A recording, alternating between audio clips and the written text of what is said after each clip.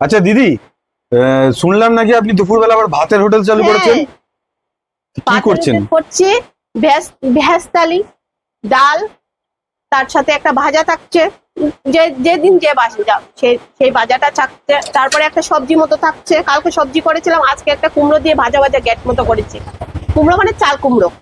তারপরে ডাল তো ছিল, লেবু লঙ্কা। ভেজ থালি, ভেজ থালিতে কটা তরকারি দিচ্ছ? তরকারি, ডালকে তরকারি বলো তোমরা?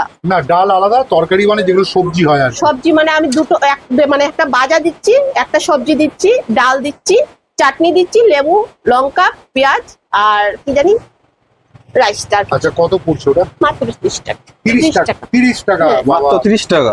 তারপরে একটা দেবো, একটা জিনিস, সেটা আমি এখনো তৈরি করিনি, মানে একটা মানে আমার হাতের তৈরি বানানো। কোনো পকোড়া দেবে নাকি? না, বড়া, তাহলে ফ্রাই আমি বলতে পারবো না। আচ্ছা, যেদিন আসবো সেদিনকে বলবে। আসবে অবশ্যই, এর মধ্যে আসবে।